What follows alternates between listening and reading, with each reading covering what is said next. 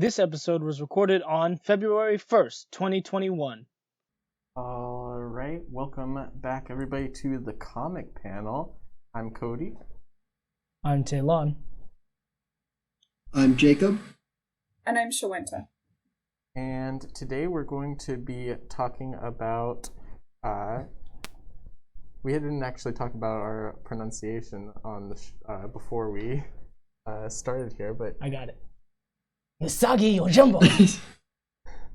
Usagi Yojimbo? Yeah. Okay, so yeah, this is book one, The Ronin. It's by Stan Sakai. Jumping into Usagi Yojimbo. Yeah, so kind of starting out, what'd you guys think of Usagi Yojimbo. Yeah. What'd you think of it? Jake? I didn't find it particularly engaging to read. Maybe it's just because of its age. Maybe it was different when it first released, but like when it comes to different forms of like samurai media, this kind of like is a very by the numbers story. Even though like I guess it's kind of different because it's animals and not people, except for like one guy who seems to just be like a dude. But it's just several. Oh, well, I guess I had only seen the one. There's like some background characters who are just like, it's a dude. Oh, well. What? Yeah, I didn't catch that. Like, that's kind of interesting, but like, they don't make it like a focus of the story. Mm-hmm. It doesn't feel like it influences the plot yet. Yeah. I definitely would kind of like compare it a little bit to it's a little bit more like a strip comic, you know, like a newspaper strip. Like, I mean, it isn't, but it's kind of has that like things do affect the greater story, but it's like a little bit less, you know. It's a little bit more periodical adventures.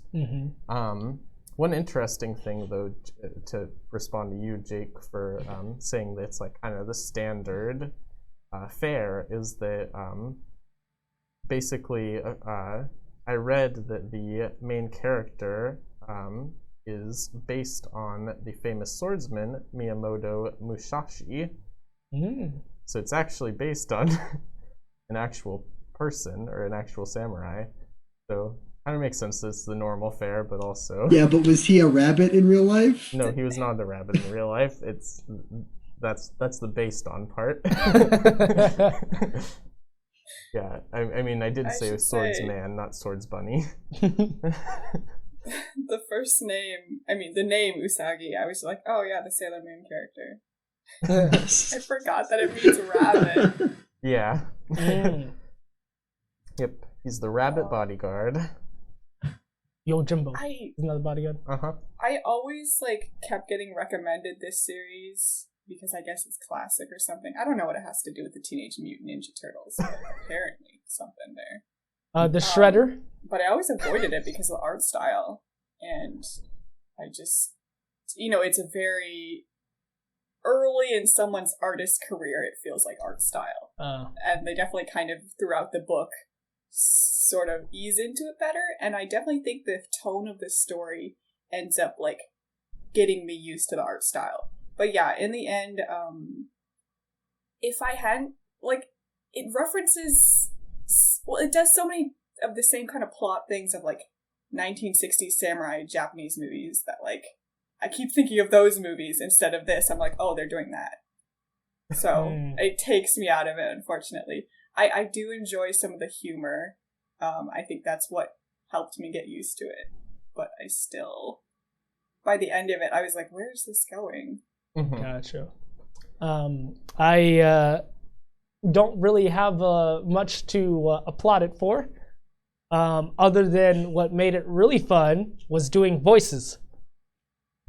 I made up a voice for each character and then read it out loud, and that made it really fun. So You with could say it the not same doing thing that, about Legos. huh? You could do the same thing with Legos, like finding your own fun kind of style. What I'm trying to say is that I don't know if I would have gotten through the book if I didn't do that. Wait, I feel like I need more clarification. I'm not sure that I understand what you mean. So as I was reading the book, as we encountered different characters, I just spoke in a different voice. Oh yeah, okay. So what you're trying to say is that all of the characters seemed like, particularly like individual, like they would have their own. That's not what I'm saying. Okay. I am saying No, it was I more think he just did entertaining story time for doing it that himself. way. Ah, okay. Yes, it was more entertaining. Gotcha. Okay. That was hard to understand because I thought, the former. I was like, okay, well, yeah, that's. He had to create the entertainment. Yes. Gosh. Okay. Yeah. Okay. Yeah. So,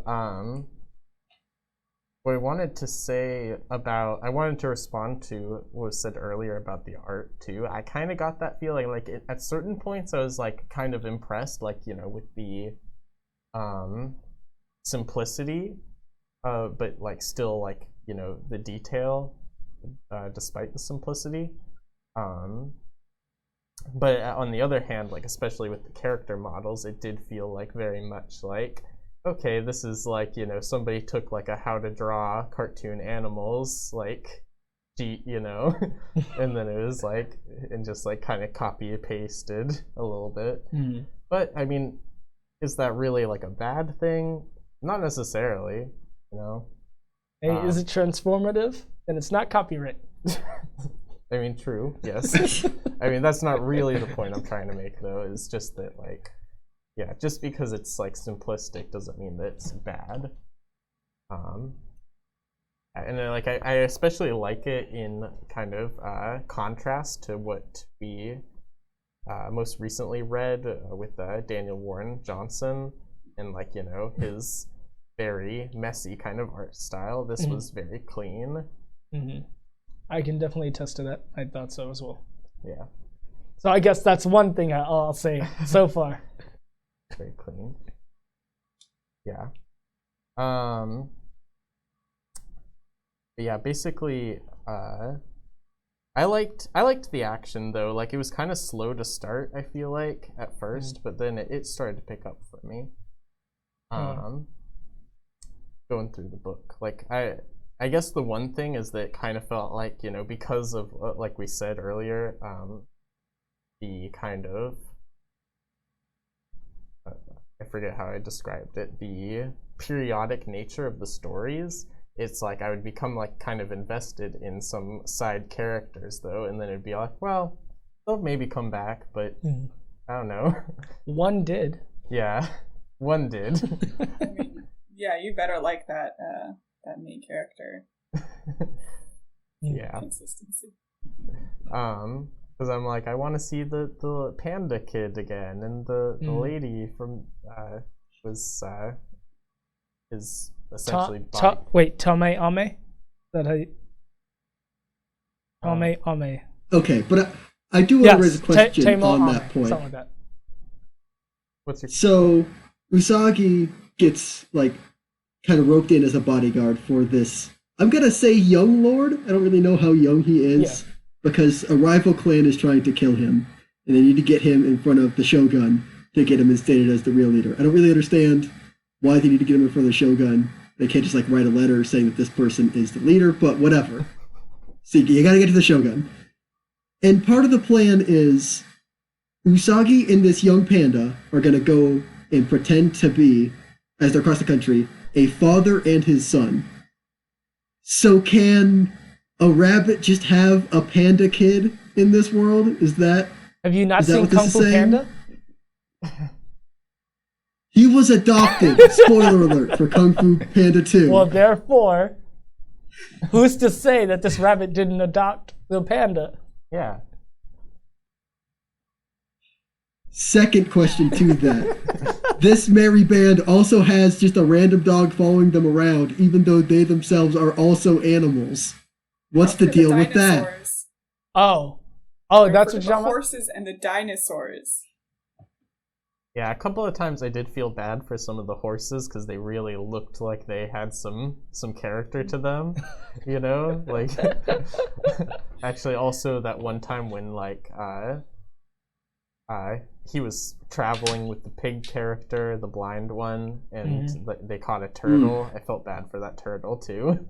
It's just like... It was like, oh man, you don't have just the black circle eyes, you have like expressive eyes. You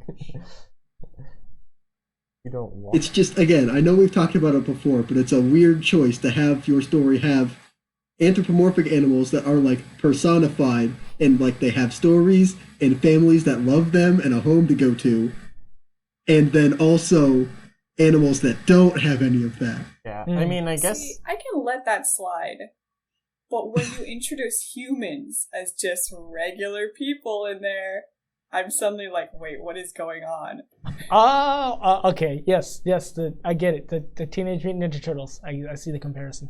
Oh, well, actually, I'll No, speak to that. I'll speak to that in a second. But, staying on the point of what Jake and Shawenta were kind of saying was, one, to Shawenta, I don't actually, like, I kind of remember being like, oh, is that a person? But I don't remember it right now, so I'm like, I'm gonna have to go back and look. Like, I mean, I believe you, because, like, I feel like that was a thought I had in my head, but I'm like, where was it and when? Literally, the villain is a person. The villain? Yeah, like when they reveal Hakiji, like, when we get his face, it's just like a dude talking to his snake lieutenant. There's one of the opening scenes of a chapter where Usagi is like walking. It might have been with the little panda boy, but there's also just a dude walking in the street next to them, like giving him the evil eye. Gotcha. He's a samurai or whatever. I guess I didn't realize like, that. Yeah, I didn't notice that at all. Huh. Well, kind of. I guess for now I will, ignore that for a second, because I do agree that is a pretty. Or at least it's worthy of discussion at the very least. But as far as like anthropomorphic animals and non-anthropomorphic animals, it's like, I mean, yes, there's a variety of them, but we are anthropomorphic animals. The snake. What? Wait, The snake. wait. Are you talking? It's literally just a snake wearing clothes, and he has no arms. Are you talking about the dude who's like stupid samurai? Yeah, I think so. No, that's not a person. I mean, that's a very person face, but he's got like weird ears, like Scooby-Doo ears. Okay, it's like, okay, but like page 32, that snake is just wearing a kimono for no reason, talking to what seems just like a dude. So the snake, literally they reveal the snake, and I'm like, oh, so this must be Hijiki, whatever the villain. And then, like, he's just talking to a dude, and the dude is the villain. And I was like, oh, because he's the only human, he's so ambitious or something. Shredder. But no. No. He's not. Yes. Shredder's not the only human, though. What about April? Yeah. What about Casey? What about literally every person who freaks out when they see the turtles? What about them? I need to address this now. These Teenage Mutant Ninja Turtles in this comic series have crossed over before. Oh, really? Yes. Gotcha. It's not that they exist in like the same the same universe. They just have crossed over. Huh. Didn't know that. Yeah, so that's... Okay, so I thought the through line was, like, because the Teenage Mutant Ninja Turtles, the first comic was, like, a gory black and white comic, kind of based off of Daredevil and, I assume, other, like, samurai media. That's where I thought the connection was. Like, it was an inspiration, but that also makes sense. Yeah. Basically, yeah, one is anthropomorphic animals being ninjas, one is anthropomorphic animal being samurai, so they probably clash because ninjas in this book are enemies. Shinobi. And then they probably work together because they realize that they're both honorable. Yeah, it's like every crossover. It's like you meet, you fight, you realize common enemy, or your enemy has also teamed up with your other enemy. and so you gotta fight them. Yeah. Like when the Ninja Turtles crossed over with Batman. They fought, but then Shredder was helping Bane. Yeah. That's something I saw noted when I read when Usagi met Tame Ame, something like that. She just like charged at him, didn't even ask questions. I was just like, what? No Why? Well, I mean, to be fair, she like basically was like, after she did explain herself, she's like, yeah, we've been attacked like basically like every day, like multiple times. But then he didn't even move, and you just went to attack. Okay, so I found the other human. Oh. Okay, not to mention the fact that one of the plot lines in one of the chapters is literally like he comes to the village, there's some weird beast that's terrorizing the village, and he encounters this woman, and he doesn't know she's a shapeshifter, so she's just a human. He's like, oh, just another human. Aha. Also, the one I was talking about, Talon, it was not that one, because, yeah, that's clearly not a human. It's page 69. Okay. It's just a dude. Oh yeah, that just looks like a dude. Yep. Huh. Yeah, okay. Apparently humans exist in this world. Kind of just regularly. Okay. Wait, which one is 69 for you? I'm like, I've got the horse thief story. Getting there. At the very end of the rhino story for the first time. Okay, gotcha. Well. Yeah, and that shapeshifter is just a woman. Just like around. I guess it's just odd. I guess she looked kind of odd enough to me that I was like, that could be an animal that I just don't I recognize. see what you're talking about. For us, it's 68 or 62. Gotcha. And that's on Hoopla. Yeah. But yeah, basically, yeah, we kind of jumped around a little bit, but yeah, humans being in this world, kind of weird. Not enough to throw me off, though, personally, you know? So this is what happened. Usagi is sitting down, drinking his tea or whatnot. Ame walks into the barn where he's at with Lord Norioki, which is the little panda child, and it just swings. He didn't even move. I mean, okay. I'm just like, why? Hold on, let me check this out. He didn't even acknowledge that they were there. Yeah, I mean, so before that, though, basically, he got taken. The panda child got taken. Then they had to save him, or they being his royal guard or whatever. But then she was the only one who made it out alive. And then he's just also, yeah, they're trying to take refuge in this like shed building basically, and then this Ronin is just there waiting for them. It feels like in reality he's taking refuge in there also, and then so it's like, this must be somebody that's waiting, to kill me, take the kid. I can see, like, and so, yeah, that's actually something that I did want to bring up with this series. I feel like there is a lot of subtext that I was able to pick up that wasn't necessarily communicated, more than I expected, at least, especially with, like, kind of this more simplistic art style they have. I was like, oh, they just like exchanged a look, but that look wasn't like totally like dramatized to where it's like, oh yes, I see it, and like this one, I had to like break down exactly what was happening, they were, even when she goes to explain herself, she doesn't exactly detail the misunderstanding piece by piece. Maybe, because it's subtext, maybe I'm just looking too much into it. Maybe that is a valid criticism. But, yeah, I feel like that is all very warranted in my opinion. Gotcha. I don't know. I feel like you kind of have to look for subtext, but because, and maybe this is just me, it doesn't seem like the main character has a lot of agency in any of the plot. Like, sometimes he wants money, so he'll take a job. Mm-hmm. The only time he really has, like, an arc is that, like, he wants to go see his dad's grave.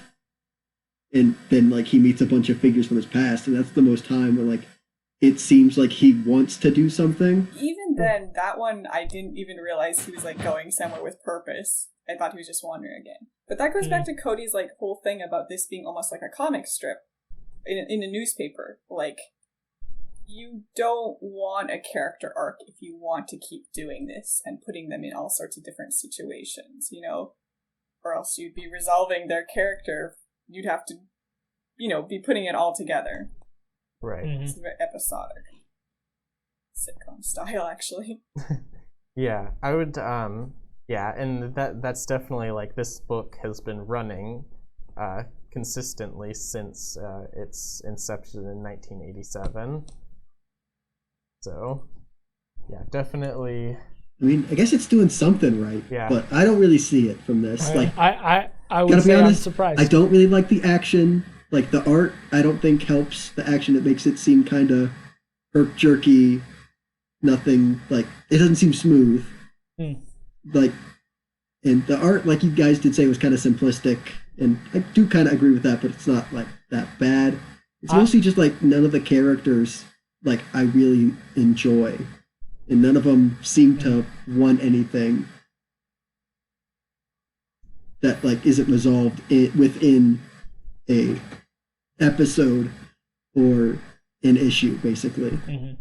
I would say I can totally get over, like, art style. Like, I love Mob Psycho 100. That art style is not the height of, like, technical prowess. But, I mean, there's some inconsistencies with the line weight, and of course I let that get to me. But I think looking at the context of this comic book, it, like, as you said, what was it, 87 since then? Yeah. When I was, like, a little kid, which was a long time ago to me, and not that long ago, I guess, like, we still weren't getting that much, like, manga coming over here. Like, it had to be translated and go through the proper channels, so I'd be going overseas, and I'd be like, oh my gosh, Naruto number 25, and, like, over here they're like, we have this new series called Naruto. So, like, thinking about an 87, and this is made by, like, a Japanese American artist, so, like, how many of the Japanese movies were coming over here, like the samurai movies? Like, this was probably really fresh for the time. Yeah, that's a good point. And I'm saying this all based on, like, thinking about it.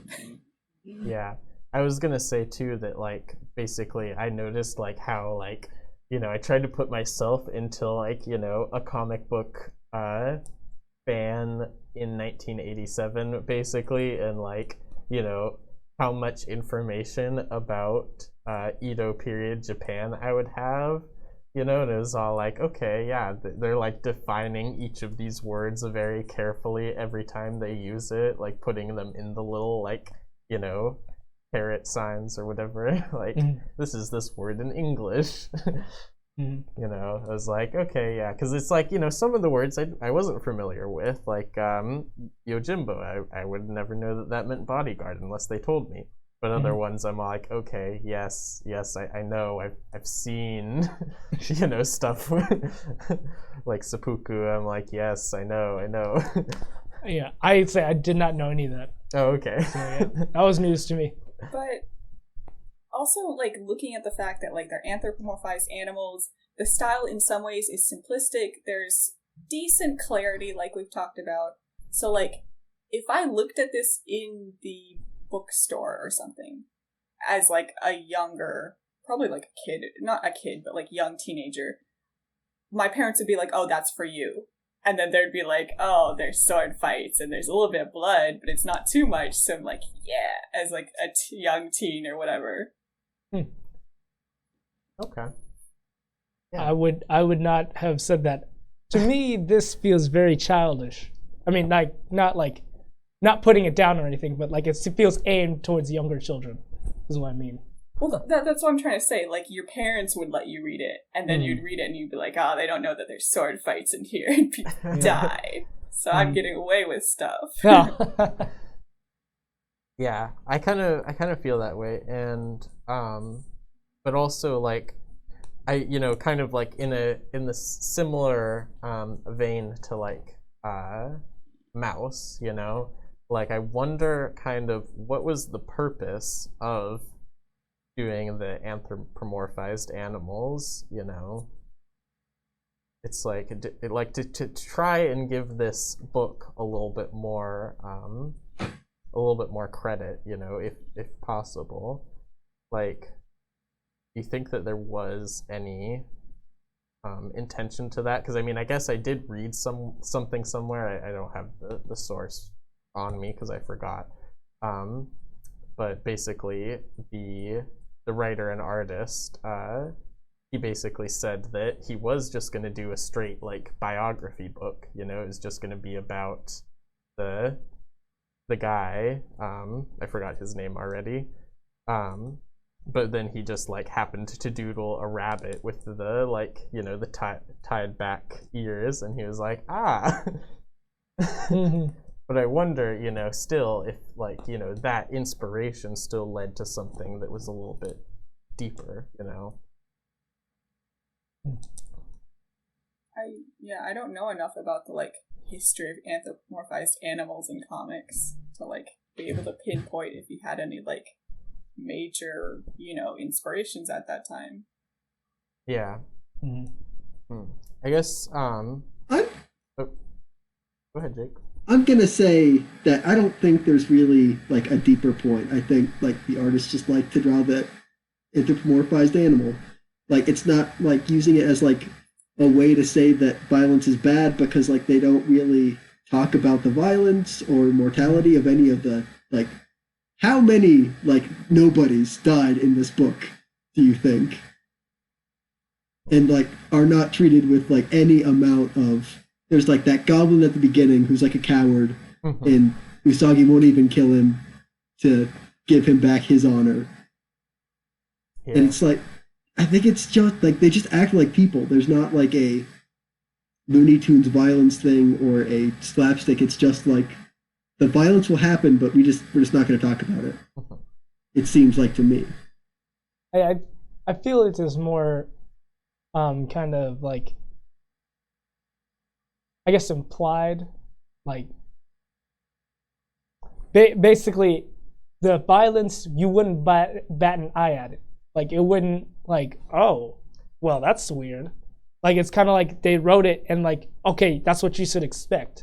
Like there's nothing to analyze here. This just happened.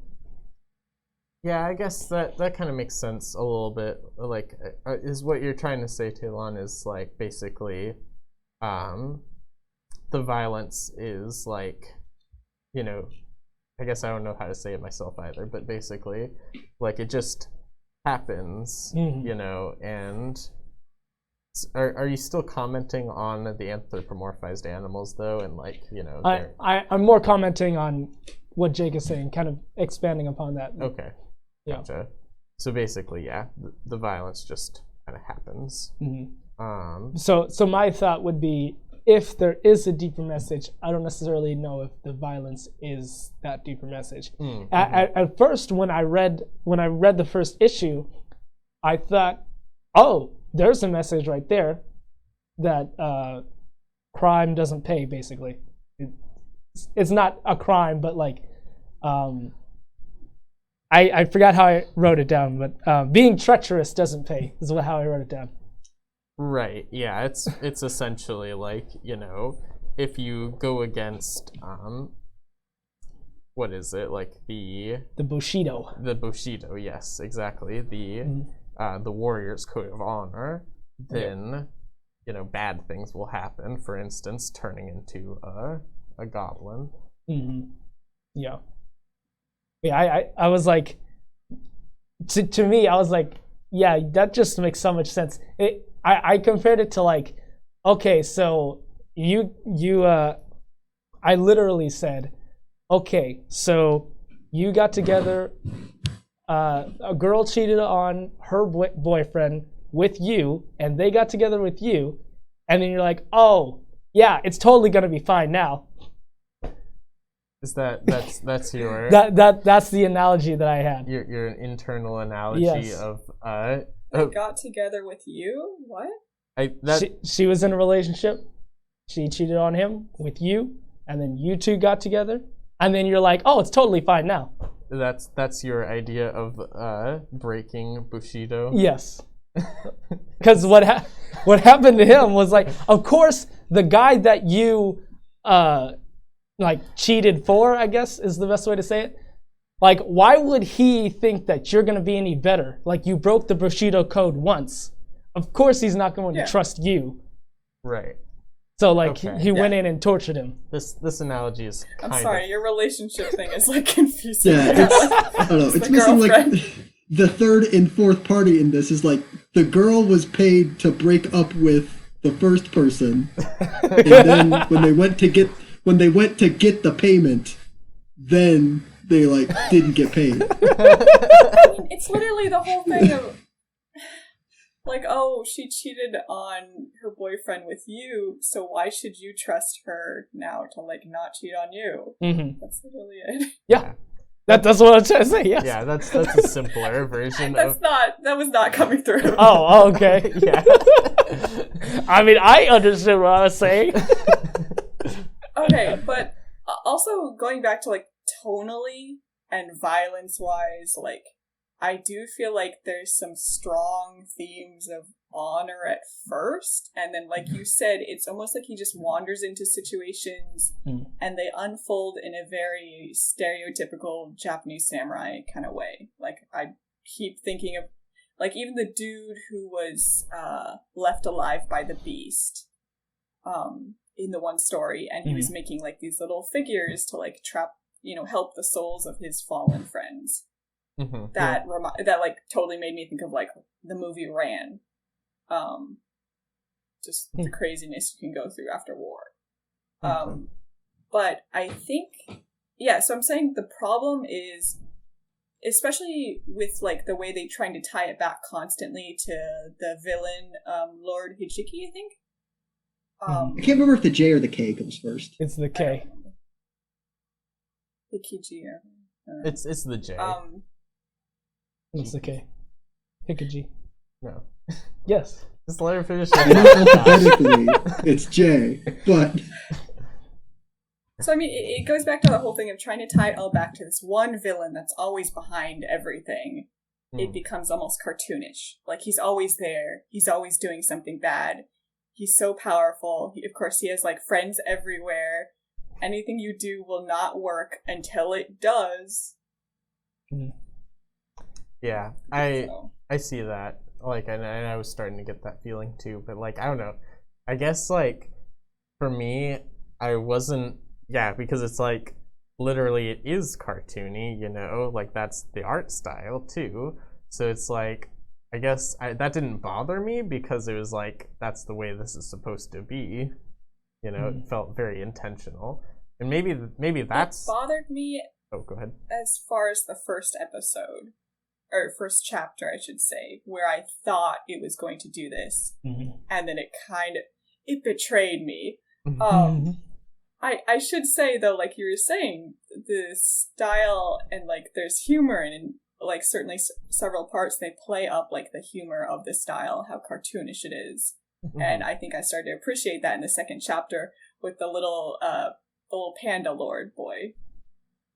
Yeah, where. Yeah, like I was saying, I don't like the art style, and I got to that part, and I saw him appear on screen, I was like, oh, I hate that. He's got the big circular eyes with little dots in the middle. And then playing that against, like, where he tells Tomoe, he tells his retainer, or whatever, she's like, oh, I gotta get up and protect you, and he's like, hey, I'm in charge here. Lay back down. Like this little kid. And he's like, anyway, look at my cool new clothes. And I was like, oh. Yeah, that was a good part. Also, it was kind of like, it was weird because, like, basically that was, like, a very, like, obvious, like, contrast scene where it was all, like, he's a leader and there's, like, he's a kid.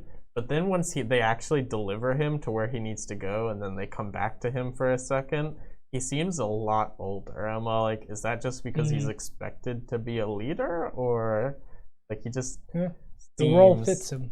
I guess so, but he's probably surrounded by so many people who expect him to act that way and who are training him at that very moment that he's starting to, fit it. Yeah, I guess that makes sense. It was just like, I was like, maybe they're trying to say that he like aged up, and I was like, no. Well, have there been time jumps? It's like a week. There's been small time jumps, but probably no more than 2 weeks is the jump. Wait, I think it was several weeks for the second time with the rhino guy. Oh, was it? Okay. I could believe several weeks, I guess. I was only trying to reference... waiting for money to come back. Yeah. Okay. I love the part, the chapter with the blind pig. Because it was like, sometime later. Much longer time later. For which part? After what? Oh, during the chapter with the blind pig, when they're just like walking. Was it after he attacked the village? Yeah, it was after. If I'm remembering correctly, it's after Usagi rescued him from the pit or the hole. Oh. Okay. Yeah. Let me see if I can find that. It was like... It reminded me of SpongeBob. And that's the voice I chose to do whenever that box came up. Gosh. Yeah. Okay. One thing, maybe in the Stan Sakai, is that his name? Something like that, yeah. Basically, in his eyes, this period of Japan, and particularly the character in the book's life is based on, was kind of cartoonish and outlandish in that way, and it was probably maybe told to him in like folk stories, kind of, whereas like, so maybe that is where it was like trying to deliver the same kind of feeling of like how he was delivered these stories. And of course that's just speculation. I don't know very much about the writer, or his life, but I could imagine that could be a reason for the art style, where it's like, okay, this is like, how at least how he personally feels about learning about the events of what happened in Edo period Japan. It's just like, I know sometimes when I'm reading, or when I'm reading the news, I'm like, wow, this just feels like a comic book to me. I'm just like, what's even going on? So like, I can only imagine back then, and reading about back then is like, this is just a cartoon, like. So yeah, that's my idea that I had. After discussing it. I guess, yeah, I'll move on if there was no other discussion about my thoughts on the anthropomorphic animals and such. I mean, like, it sounds like it could be true, but, we don't have any sources on it. Right, so. Yeah. Maybe it's a little bit too little. I kind of now wish that I did some research, but I didn't have the idea until we started talking about it. I was like, that could be. Gotcha. But yeah, at least it gives me some feeling like, there's rhyme and reason to it, if I can imagine it, it's the whole like death of the author thing, it's like, it doesn't really matter what the author's intention to do this was. If I can create an intention, then it matters. I don't know, it could just be as simple as like the Simpsons thing, where it's literally just to be different. Like, the Simpsons are yellow because when you're flipping through channels, you see yellow and you immediately think that it's The Simpsons. And Is then he if you... competing with a bunch of samurai comics at the time, though? I don't know. But he could have been. Or, if not samurai, then just like other manga that just has dudes in it and people. And maybe you don't want to see dudes and people. You want to see something different. I mean, surely But I mean, this was released over here by a Japanese American artist. Yeah. So it's like that whole thing again. And it was released in 1984, apparently. Oh, 1984. So not 87. Okay. Sorry. Got those. So even earlier. Yeah. Earlier? Yeah, as far as your theory, Jake, I would say that, yeah, that's definitely possible and something that I thought of, though, because it's like, it doesn't necessarily pass the silhouette test, which would be like, you know, being able to tell a character based on their silhouette. Oh, no. But, you know, it does make it surely more distinguishable than maybe just humans. I will say, I think the only character that could pass the silhouette test would be the ex-girlfriend. What's her name? Ocho. Wait, no. No, Ocho was the No, shapeshifter. Ocho's a shapeshifter. Mariko. There you go. Oh, you think so? Yes. Huh. I think so. Interesting. I think she's the most distinctive character that we read.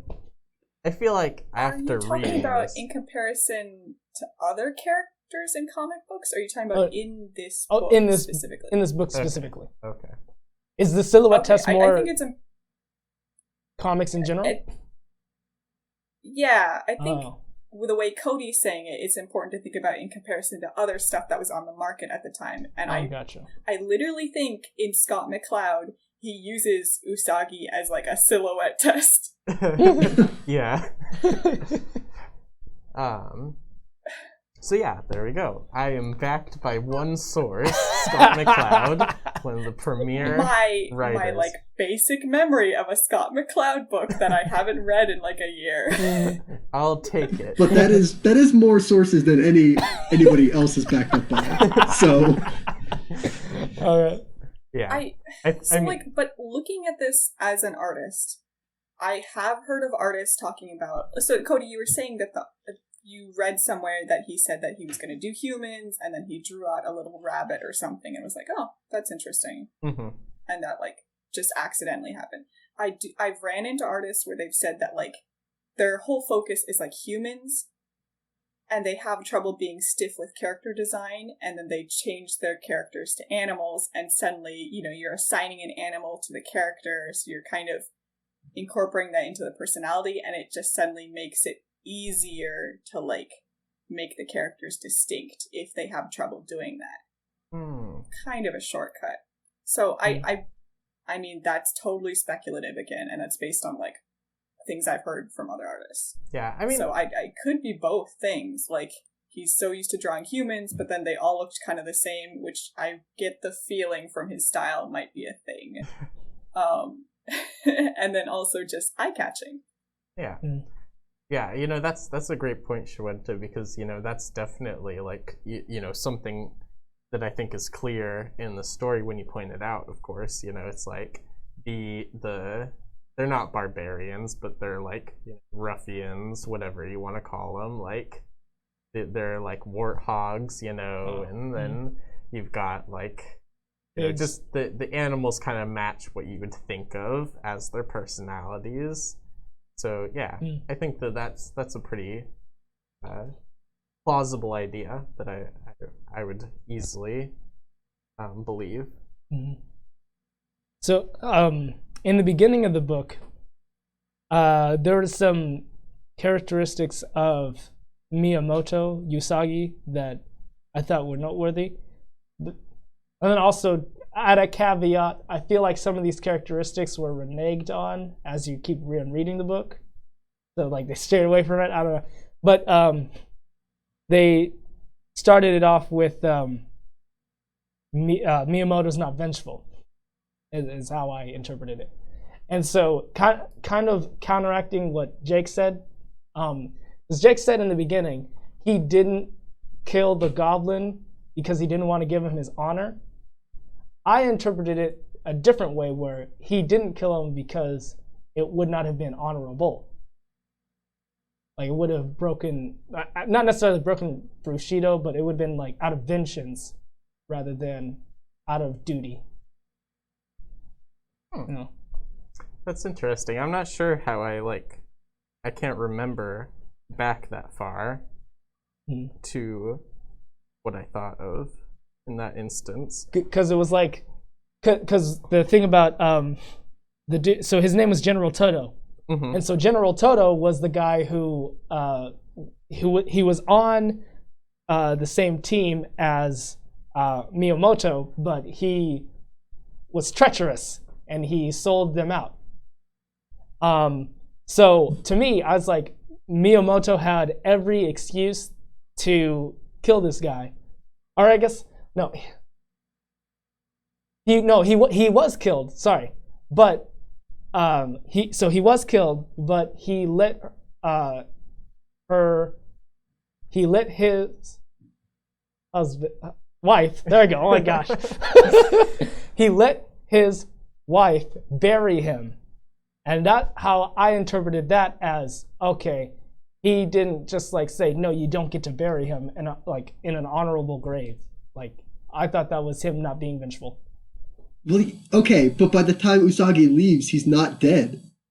Oh, he's not dead? Like, okay, so he didn't kill him. He's just laying on the ground bleeding. Like, and Usagi tells the wife to go get a priest to do whatever. Sagaki. To help save his soul. Yeah, something to save his soul. Yeah. But like, to me, that's like that. To me, that's not being vengeful because like, his wife was like, okay, you can kill me now. And he was like, no, I'm not going to do that. You go get a priest and you try to save his soul. Like, to me, I was like, oh, okay. So, like, that's not vengeful. Like, he could have just killed her right there. It's like, you were aiding and abetting. Well, he's not super frivolous with his kills in that specific scenario. Also, can we call him Usagi instead of, like, his last name? Or else I'm going to get confused. Usagi is his last name. That's usually a first name. Yeah, because that's... Yeah, it's weird on the Wikipedia page. It's like normally Miyamoto is a... put first, so... Oh. Yeah. Okay, then. All right, then. Yeah, the breakdown is weird. I don't totally understand it. Let's just say Usagi. It's literally rabbit, so we're literally just like rabbit. Okay, that's what I thought we were calling him, but okay, Usagi. Gotcha. Anyway, wait, what was being said though? Oh yeah, I guess I didn't pick up on in the first chapter that at the very end when the old woman is explaining what happened to Usagi, I thought it was at the very end when he says, "Kill me for my treachery," or for my deceit is the exact. I thought that was the goblin saying that, the old general, not the wife. So I did kind of miss that part. Okay.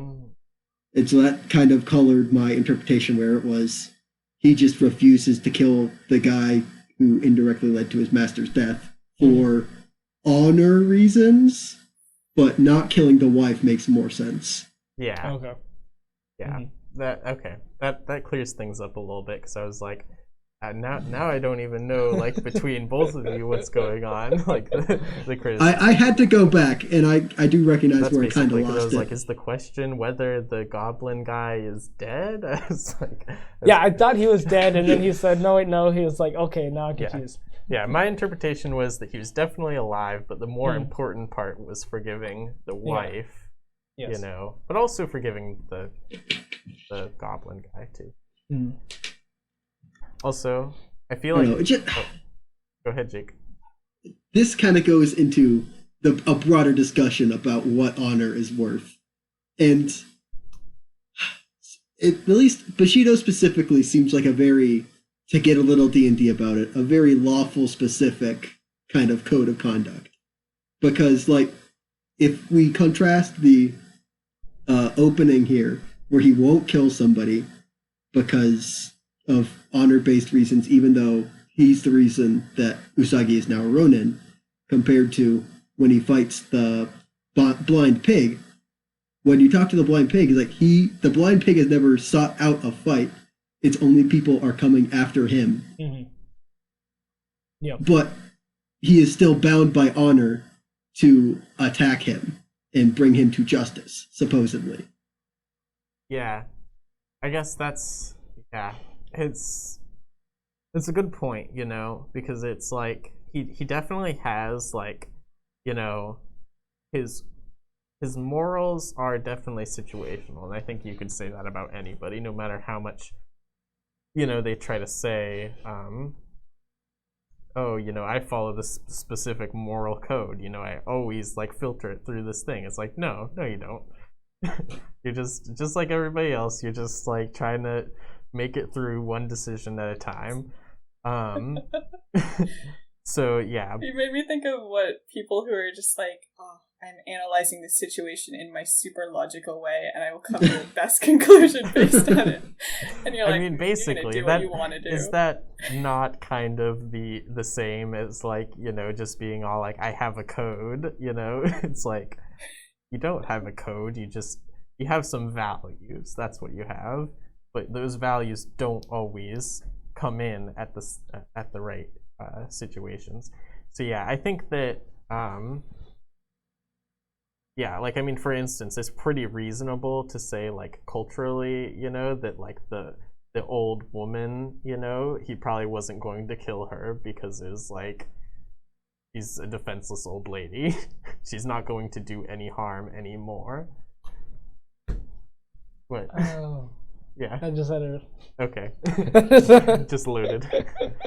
But basically, yeah. But the blind pig, yeah, he wasn't it doesn't really seem fair to have justice be done to him, or the justice system in this Edo period Japan, whatever that would have meant. That doesn't seem fair. But it's there is potentiality for him to still hurt people. I guess I do understand it in the vein of we need to do something different. You can't just keep traveling and people being afraid of you and attacking you and then you killing them. Something should change. And maybe Usagi doesn't have the right option, but letting him go isn't the right option either. But he does let him go. He literally just cuts off his nose. Yeah, he blinds him again, and then just kind of offers to bring him to the village where he was born, not knowing anything about what's happening in that village, which seems kind of irresponsible based on what we learn later. And then it's no, you blinded me again. I'm not going to go anywhere with you. Even, you blinded me again, even though I've done nothing to you. I mean, it's I'm not going to go anywhere. I'm on the fence because I get he never did anything to Usagi, right? I get that, but also he's an outlaw, and to me, outlaw means you did something wrong and you escape punishment. So I'm I don't know. They just say he's an outlaw. They don't ever show him doing anything wrong. It's the whole thing of that's what they're saying versus this is what he's saying. He's it's self-defense. People keep attacking me, so I attack back because they're scared of me or whatever. I mean, but also it's why did you become a known outlaw first, kind of thing. But then the other people are oh, he's a menace. He keeps coming here and just attacking people. It's crazy. So it's who do you believe, kind of thing. Yeah, and to that point, yeah, I do see you did attack him. If you had just let it be, he would have been just quiet. Maybe sell you some stuff because maybe he had been a merchant. Yeah, it sounded like he wanted to be a farmer because that's what they did in that particular town was farmed rice. Mm-hmm. So it's he literally he just wants to be whatever the most common job is. He just wants to do that. Just whatever will have people leave him alone. Yeah, he wants peace. Yeah, very very Hulk-like. Yeah, kinda, I guess. Kinda, I guess. Come on, you guys, you see it. Don't you, Jake? You do, right? I mean, but the Hulk doesn't use a sword. Well, I mean, he has, but not normally. Anyway, is it the whole thing of according to the law, I should bring you in because people said you did this, and I saw the carnage, and they said you did this. So lawfully, you are in the wrong. And then, so is that Usagi's like main thing? Like, you broke the law, so you're in the wrong, even if it was like for good reason. Because that would make the most sense for that particular chapter. Because then it's the whole thing of, but I've gotten to know you and you're my friend, so this is going against what I'm used to doing in situations. You know, falling back to what's lawfully right. Right. I mean, it's interesting because it's not like he goes out seeking outlaws, because like all the other times that like he goes after outlaws, he gets paid to do it. Like he joins up with the other bounty hunter who kind of has to like cajole him into going. Yeah. Is like, hey, I'll give you some money. And he's like, okay. It's like, if you are morally bound to like arrest or fight any outlaw you find, it doesn't seem like you would also have to be paid to do so. Yeah, I mean, and then the whole horse thief story. Yeah. Oh, yeah, you just... I mean, to be fair about the being paid part, like, he got paid as a bodyguard, not a Ronin. So, like, he was there to protect the rhino. So... I mean, that's the technicality that he puts himself in. He's like, I guess I could do it this way. Yeah. Like, I'm not just a bounty hunter, but also, like, I will arrest the blind pig bandit, or whatever they call him. Yeah. Blind pig swordsman? Blind swords pig. Yes. See, that's the whole thing with the bounty hunters stories that kept coming up. I kept thinking they were going to find out some twist that these people were totally in the right to be doing whatever unlawful thing they were doing. But then no, they're just they're just bad people. We'll take care of them. Yeah. Also, you know, that seems to be like, you know, a staple from what I've seen, you know, and I'll admit that I haven't actually seen a lot of like samurai stuff, honestly. But like that seems to be like just like there are definitely bad people. And there's a lot of them. And there's a spectrum of like, there's just rude people who don't deserve to die, but they're rude. And there are like really bad people. It seems like there's a lot of that situation. There's never any moral depth, except for, of course, you know, the main character. Going back to your point, Shawanta, if I understood you correctly, you were saying that like you were expecting them for a reason for the bandits to be in the right? Yeah. Are you talking about the horse thieves? I'm probably thinking of Seven Samurai, I think is the movie where it's the characters who are the like characters from a village who are starving and like nobody in the city will help them. And so there's this whole, you know, village that's going to get raided by bandits, and they're like, we don't even have enough money to feed ourselves. How are we going to get enough money to like save ourselves from bandits by hiring samurai?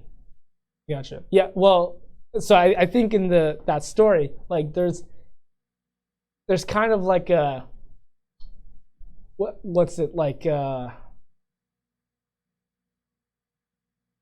not there's like a just desserts in this story. Comeuppance. Not comeuppance, but like with the bandits, right? They stole the horse from the magistrate, but then you find out at the end the magistrate stole it from somebody else. I'm not thinking about that one. I'm thinking about the first one with the rhino, where gotcha. Okay. God, I'm like mixing up the different rhino stories now with the bounty hunter. But like, think of like the one-eyed outlaw and his brother.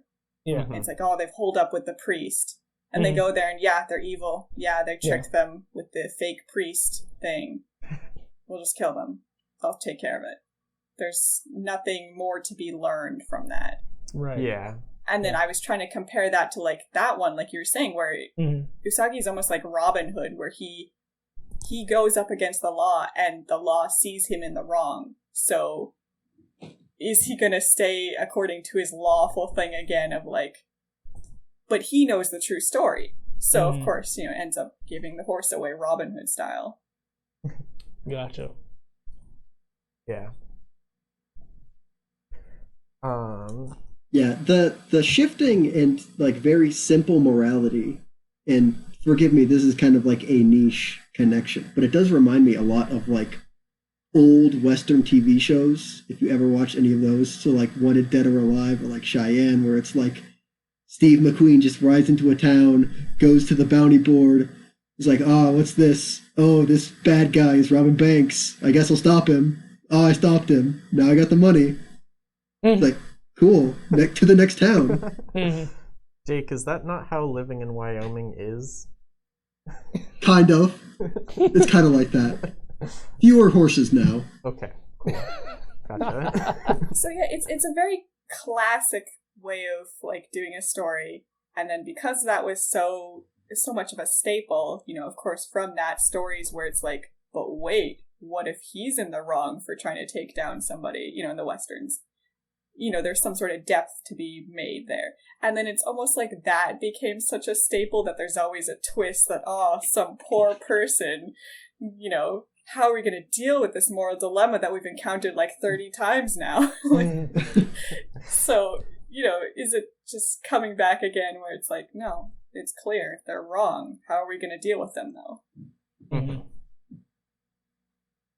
I want a side note. I thought it was incredibly stupid how the bounty hunter was like, they got me with the fake priest trick twice. That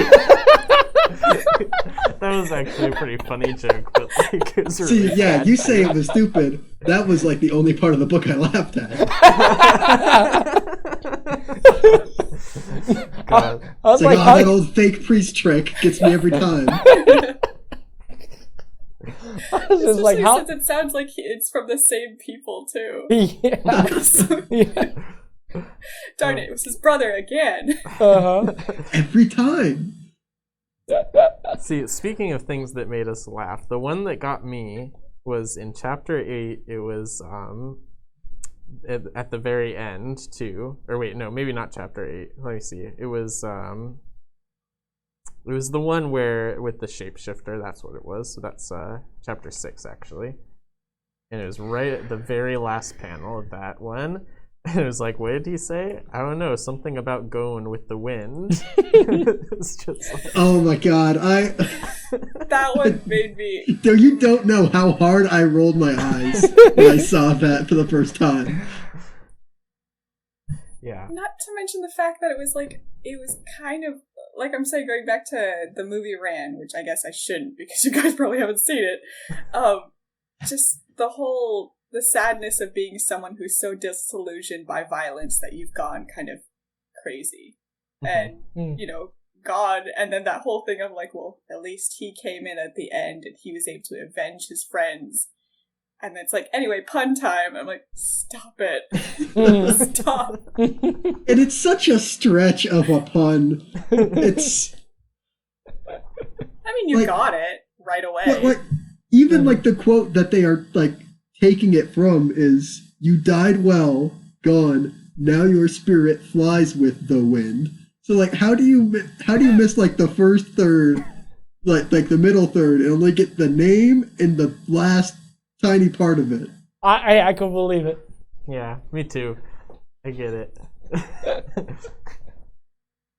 Like, I mean, the guy that says the pun, too, is wearing, like, a pretty silly hat, so it's like, his ears are covered. Hey, that's a very serious wizard hat. That is not a serious wizard hat. It's Oh, not that's a even Smurf hat. Get out of here. Yeah.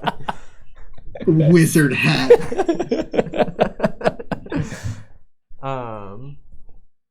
Yeah, no, that was probably my favorite part. Also, I don't think, especially because, like, we said this was first published in like 1984, so I know that these weren't intentional references, but felt like references to me.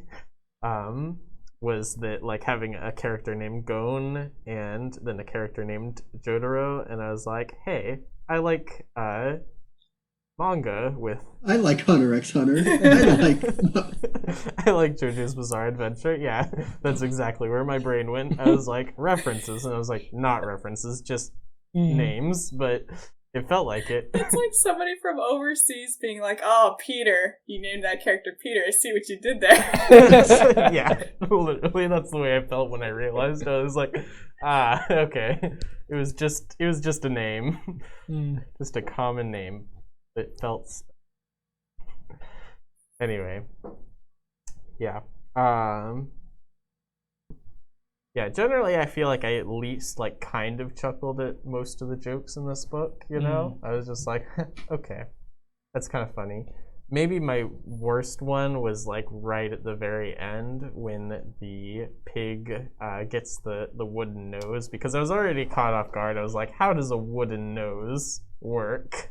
Like, I just don't. Yeah, that's not how. That isn't. No, that's not how that works. Yeah, and then, but then, yeah, I was like, then it was like, why does everything smell like pine? And I was like, I was just too in questioning mode to be like to even give that one a chuckle. I was like, okay. It's like that standard trope where they always do, where like they lose the arm, and it's like, you're defenseless now. Well, leave you alone, outlaw. And then they just leave, and then the outlaw's like, I'm gonna get a fake arm.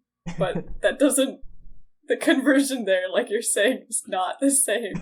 Yeah. That's not the part of the olfactory sense that actually, like, produces the scent. You know what I mean? I know what you mean, Jake. I'm just, yeah. I thought it was really funny. He needs a smell receptacle. That's all he needs. Yeah, just needs to be able to breathe in air, and then it'll Yeah, work. a pig nose I don't think is even that complicated. Is it not just, like, a long tube? It's just like took off the end. I don't know. Yeah, maybe. I feel like Yeah, it's like everything if you- important is in there. If you took, like, the cartilage off of your nose, you would still be able to smell. Yeah, You'd look like Voldemort, but you could still smell. it's true. That's true. Yeah. Oh. Definitely didn't damage the brain part of the olfactory sense either. So You know, I honestly had that question of like, if you didn't have a nose, could you still smell? I've had that question before.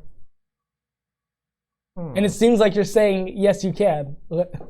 I mean, okay, disclaimer, it would depend on if you were born without a nose versus if your nose was removed in some accident. Okay. or sword chopping, not accident. That's yes. He's taking the term very not literally. an accident. Okay, well, I'm kind of interested now. I'm like, what is the how do those things depend? I guess. Like, I don't know. Like if you are like born without a nose, if you don't have like the passageway through which like scent would travel, then, or if you were born without a sense of smell, Right. if like whatever part of that brain like doesn't work properly or whatever, then like you obviously can't smell. But like if you still have the holes and you were able to smell before somebody removes your nose, then yes, you would still be able to smell. I just think things would smell different. I'm sure there would be a bloody smell in there somewhere. Like you might not be able to smell as well because part of the purpose of the nose is to like capture particles through which sense is derived. So you may be only to pick up like strong smells, but like for the purposes of the pig, whose main sense of like way of navigation was through his sense of smell, it doesn't seem like it should matter that much. Gotcha. Okay. Well, that part seems a little less silly to me now. Okay. Like, you mean it is silly? I feel like I would like it better if instead of like getting a new nose, it was like him getting used to it. He's so bent on revenge that he's like, I can smell, it's different, so I'm not used to it. It's not the same. But also that would look really messed up probably. Yeah. You know what he should have gotten? He should have gotten a nose patch. Yeah. Instead of the eye patch. I'm upset. I am. That's don't like that. I like the thought of that. Yeah. Okay. I'm gonna vetoing the nose patch. And I guess Shuenta, to your point, I would say that basically, the only problem that I'd have with him, like, other than like the character design, like, nothing else would mesh with, like, a big gaping nose hole, kind of thing, with the rest of the characters. Like, that would be pretty strange. But also just the other than that factor, it would also be like, it would feel like he would be a little nerfed for his like next appearance, It'd be all like, oh, he can't smell as well, so I guess he's a little easier to beat now. No, then he suddenly relies on his ears more, right? Okay. I was thinking the sense of touch. Yeah, I had that thought too. Just touching as he sword fights. Yeah, you touch the ground. You do.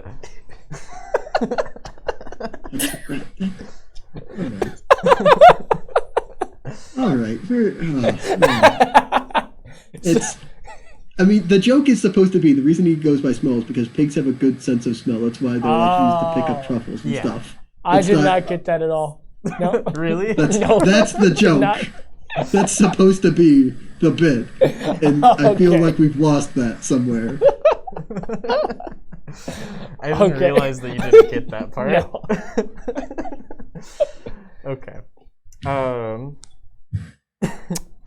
I will say a part that I found really funny was that so it's at the end of the first adventure with the rhino, and he's like, all right, I guess the dude's not so bad after all. I mean, he still gave me my cut.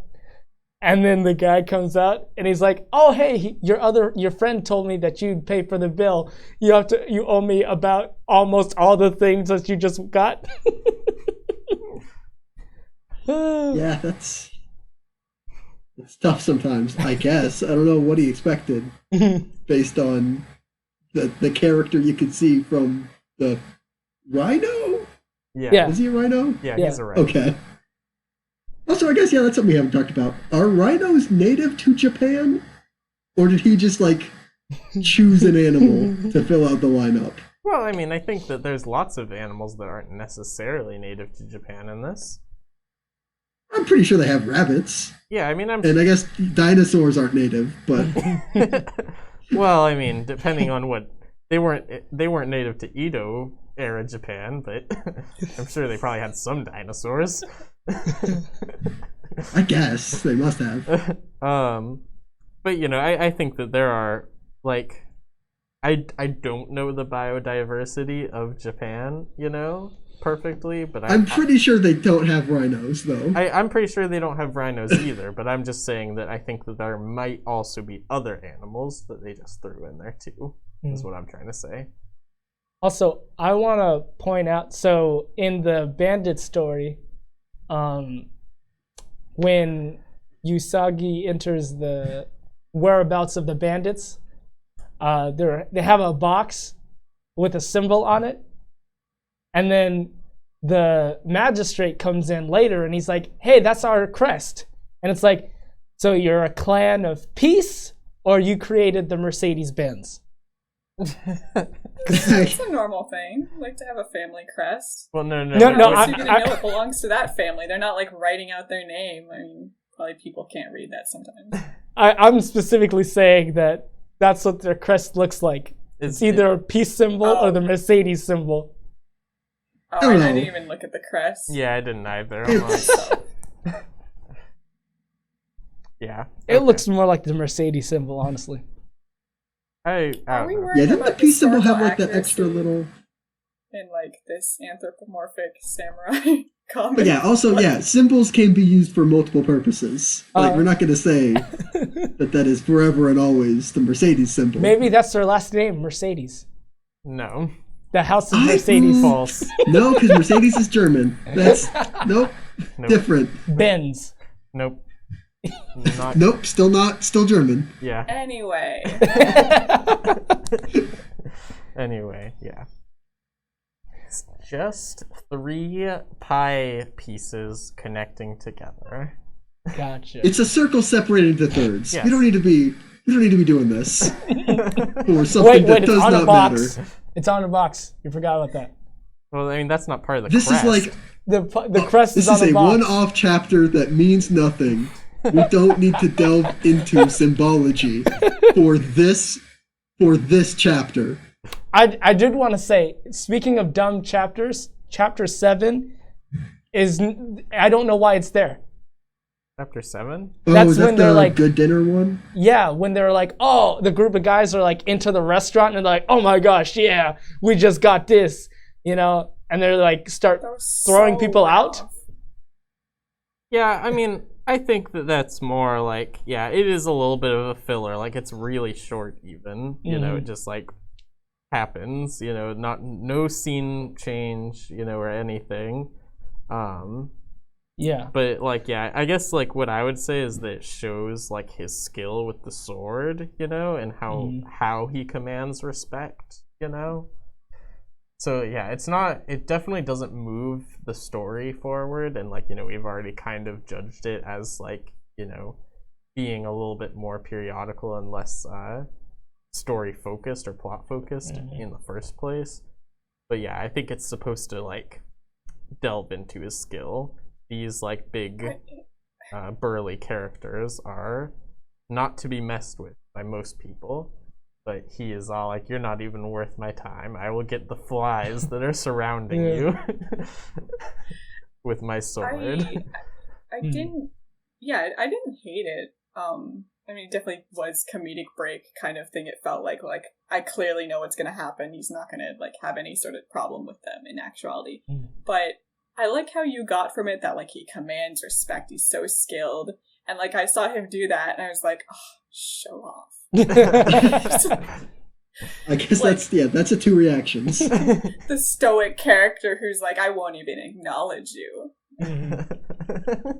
You know, I just didn't like that.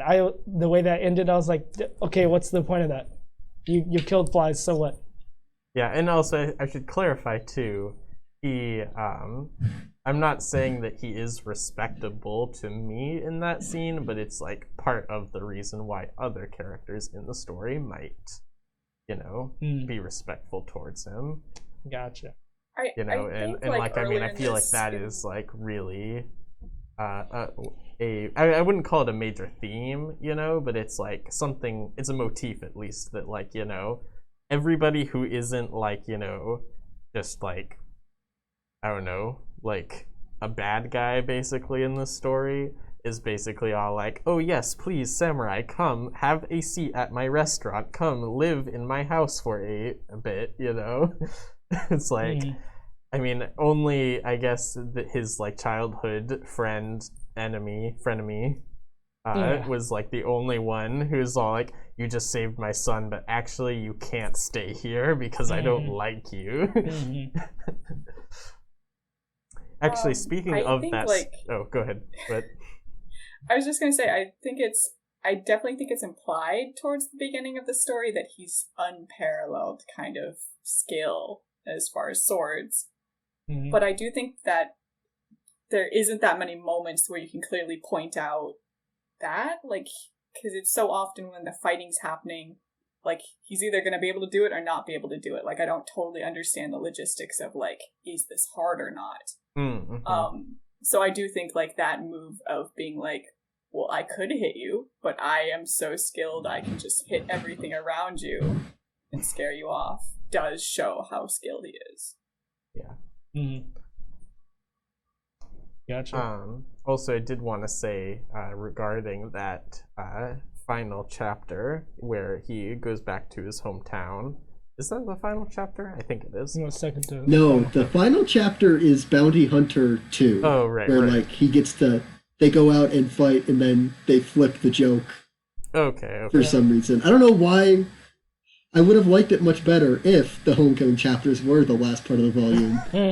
But I guess you can't start out the next volume with a callback to something that happened in the first volume. Yeah. Especially not as, like, the first chapter. It's like, so I understand.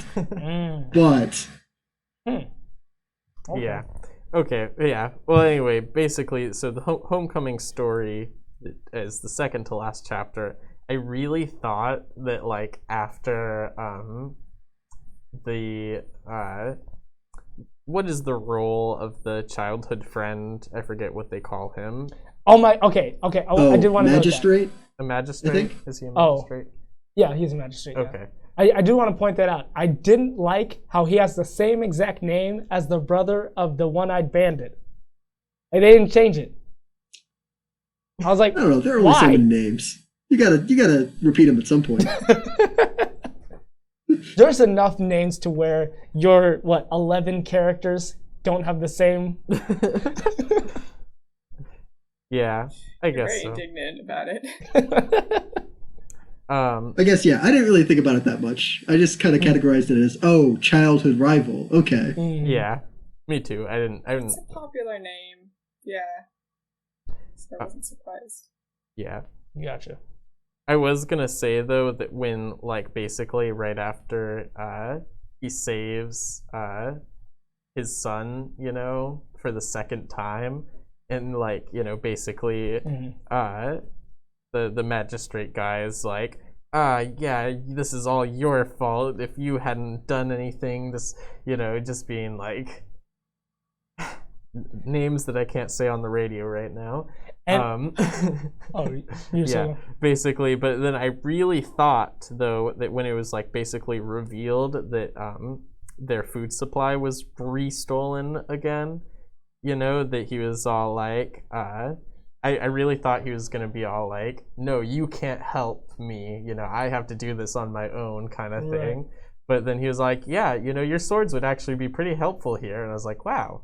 You're not just a terrible guy. Now, I interpret it as like him saying, like, I would really appreciate your help. Well, yeah, I mean, yeah, and that's the right thing to do as a leader, is like, it's not showing him as like a terrible leader where he just gets his pride gets in the way all the way every time. It's like, oh, okay, you actually know kind of what you're doing. And that justifies what whatever her name is, says at the end. Is it Mariko? Yeah, Mariko, yeah. Mariko? What she said at the end, despite what you think, he is a good magistrate. Yeah. So... Oh, go ahead, Jake. Maybe I did a poor job reading it, but did you guys, find a reason why, Mariko and Usagi, didn't get married? Because, it seems like they had a lot of chemistry when they were kids. And then, something happened in between where, Usagi left to be a samurai and Mariko was just kind of, left in the village, I guess. I think that's it. Read more to find out. No! It's been going on for, 20 years. Well, I looked up the list and there's, a Space Usagi spinoff.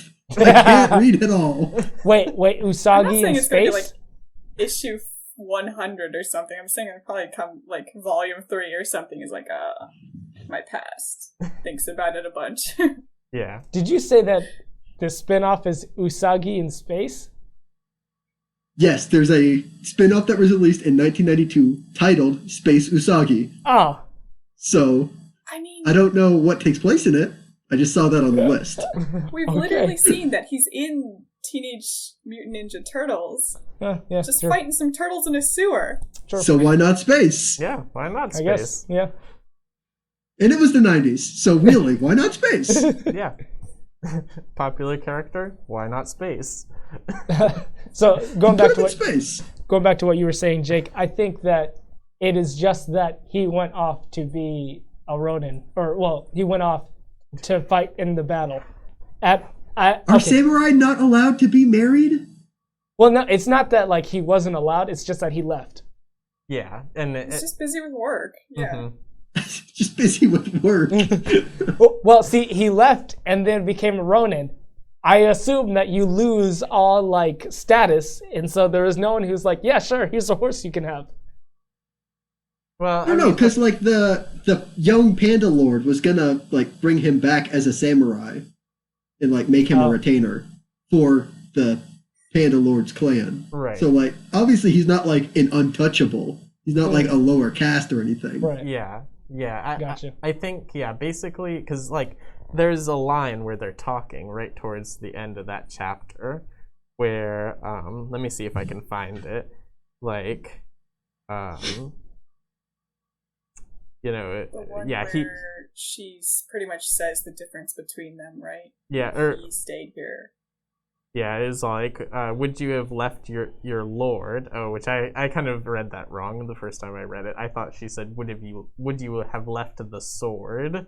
And I was like, put down your sword. And I was like, oh, that's different than would you have left your lord? But basically, yeah, you know, he was so firmly attached, you know, to, because it wasn't just a job, you know, he gave, you know, his life essentially to protecting his lord, which ultimately he failed at, which is like, you know, a big dishonor to himself, you know, like the fact that he didn't die first and his lord did, you know, that's what being a Ronin is that your lord has died and you were supposed to protect him.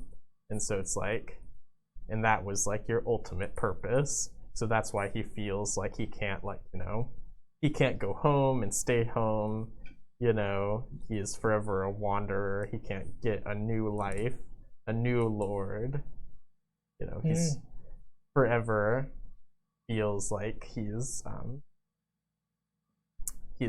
broken by that experience, I guess. Yeah, I will say that I feel like that's a little bit of stretching on your part. You think so? I didn't get that. Well, yeah, I mean, like, I think that is like more like, that's my understanding of being a Ronin, not necessarily gotcha. my understanding I think, yeah, that carries through in a lot of media, you know, losing your lord like that. But I think as far as like why he didn't marry her, why they didn't like get together as a couple before all this happened is, again, like, I sound a little bit joking, literally work. Like, you're a bodyguard, you're pledging your life sort of thing as samurai to your lord. You can't be like running off and like meeting with other people and like starting a family. You're not going home to your family. You're here to protect the lord. Gotcha. Yeah. Not so religiously. Yeah, ultimately it is, I got that. Yeah. Ultimately, it's like, why did he make that decision, which we don't know.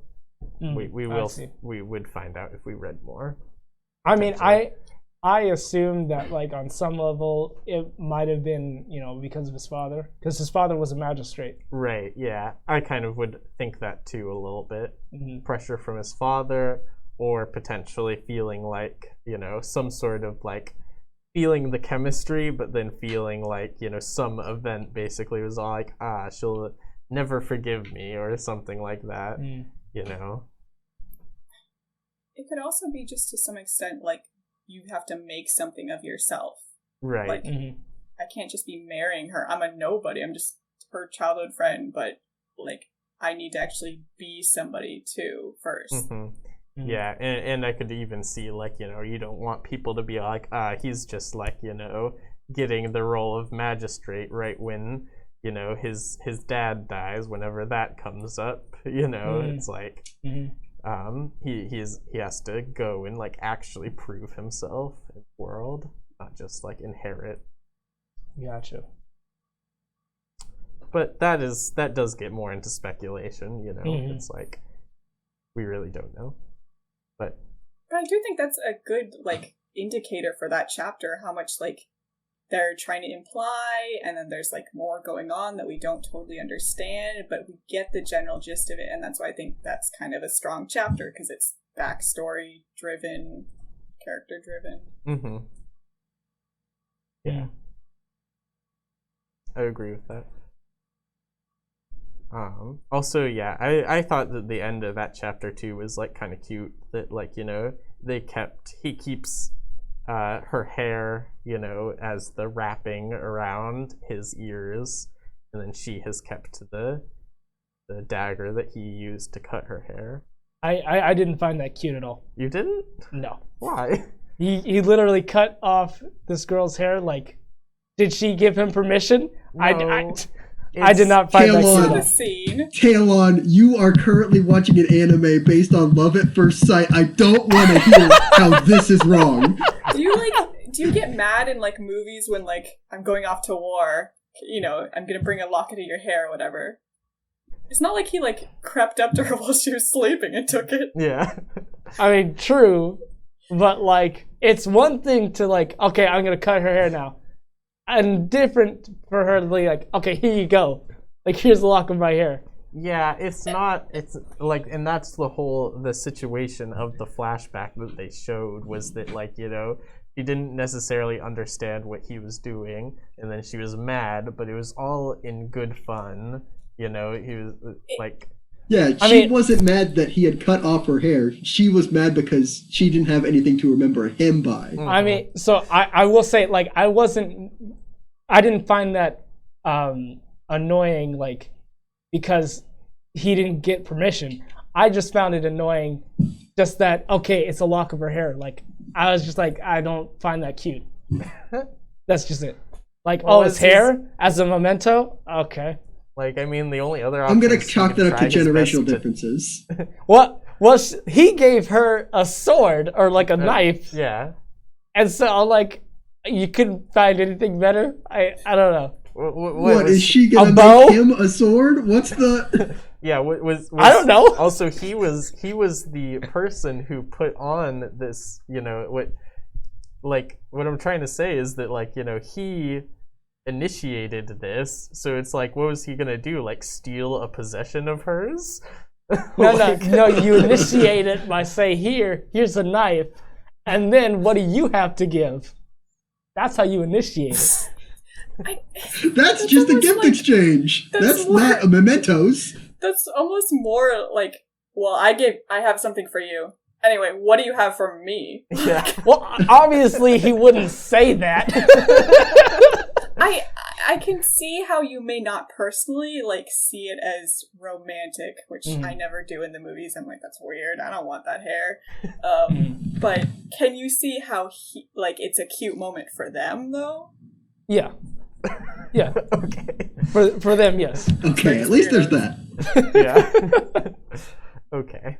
I'm glad that we could come to an understanding, at least there. Yes. I was like, if you just find this like totally like baseless, no understanding like why they are doing this, then I don't know what to say to you.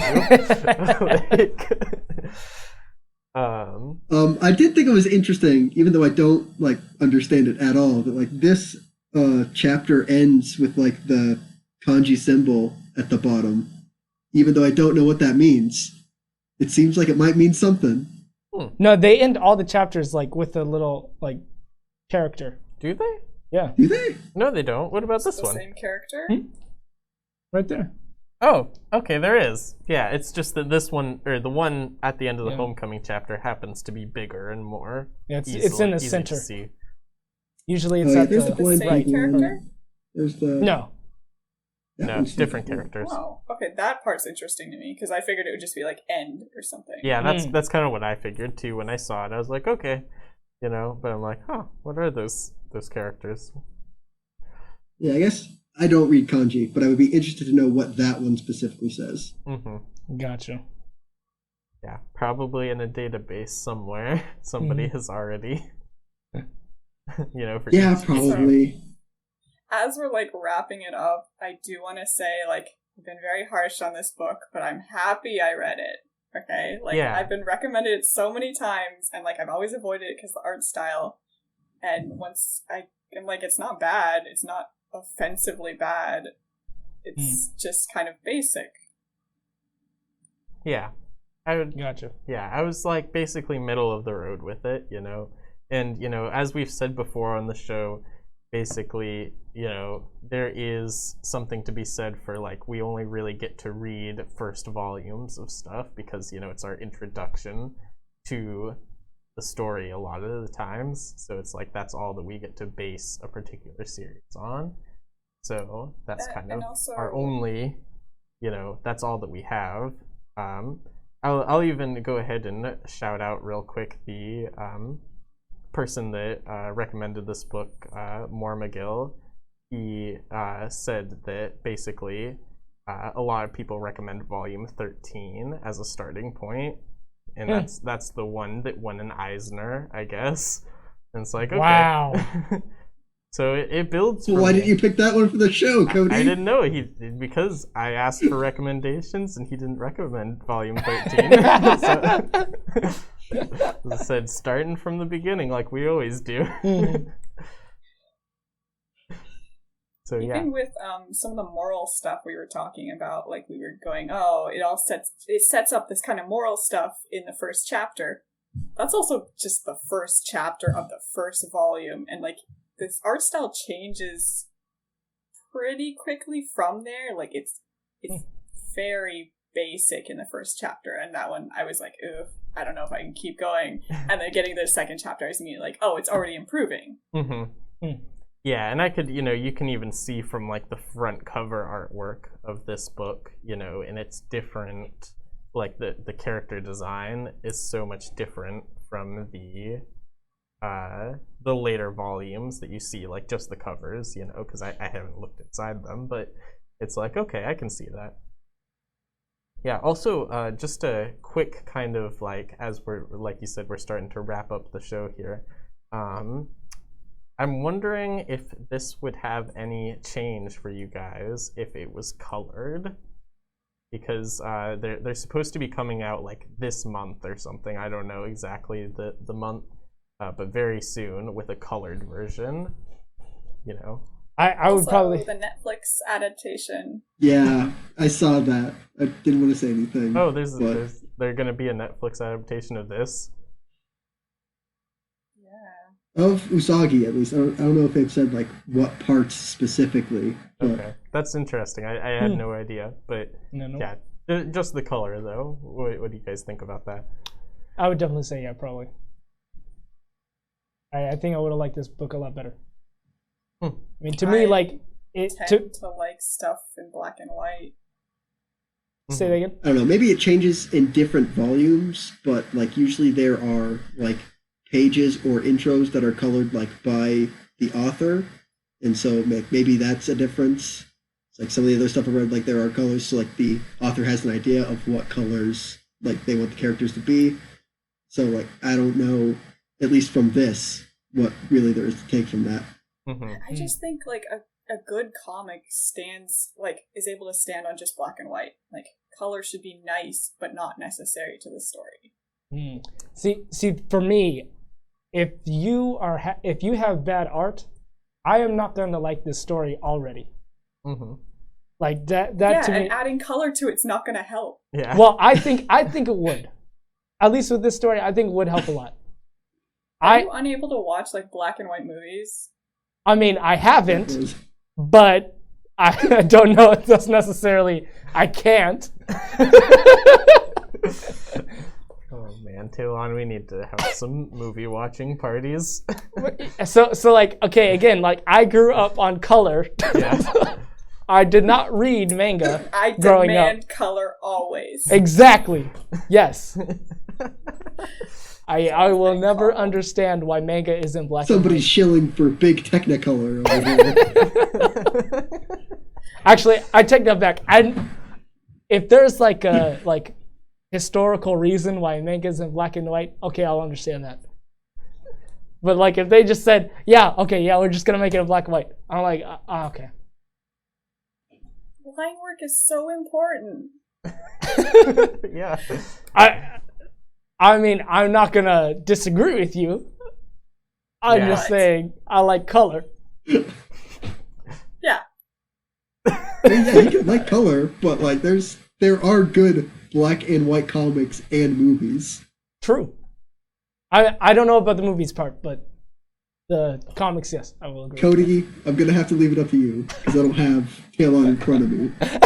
But it does sound a little bit like you're implying the good ones are exceptions. Like, oh, it's in black and white, but it's pretty good actually. I'd have to think about that. I don't know if I'm saying that or not. I love Cody's really quiet and he keeps looking at Taylon like he's gonna say something. Yeah, I mean, this is a shocking development. We knew this. I can't believe this is a shocking development for you, because like I know I've had shocking developments dealing with Talon, but I can't believe this is the straw for your in camel. Hawkeye, where like the really like very well planned out compositions at the beginning, and then it switched over to like generic superhero art style where we airbrush everything and muscle people to death, and Talon's like, yes. Yes. No. Okay, it's not a shocking development, I guess, and I wouldn't say that it's a camel or a straw that broke the camel's back either. You know, it's just like I'm like, wait, hold on. What would break the camel's back? What do you mean? Hold on. What do you mean? Like, do you not know the saying, "The straw that broke the camel's back"? I know what it means, but like, okay, it broke the camel's back. What does that mean? Like, what? Like, okay, I don't trust your opinion anymore? It would be like completely dumbfounded. I think like, what? You don't like? You really think that? Oh, okay. Yeah, and that is not the case. You know, I'm not completely shook. Yeah, maybe that's the wrong figure of speech. Maybe like this is the hill that you're going to die on. Okay. And like there are so many weird hills that you chose that you have chosen in the past. Yes. That like I can't believe that this hill is the one that like makes Cody think that it's kind of weird. Yeah, oh man, the color's gonna turn the tide on this comic. Mm-hmm. Yeah, I mean I just had to like look at him, you know, a few times and think about how I wanted to respond. So, you know, I gotta restrain myself. I'm gonna go off. No. I'll admit I'm being slightly antagonistic. Anyway, yeah. Well, that basically I think wraps up nicely all that we have for our show. And yeah, until next time, we will see you on next Monday at 5 o'clock. Mm-hmm. This has been the Comic Panel. I'm Cody. I'm Talon. I'm Jacob. And I'm Shawinta.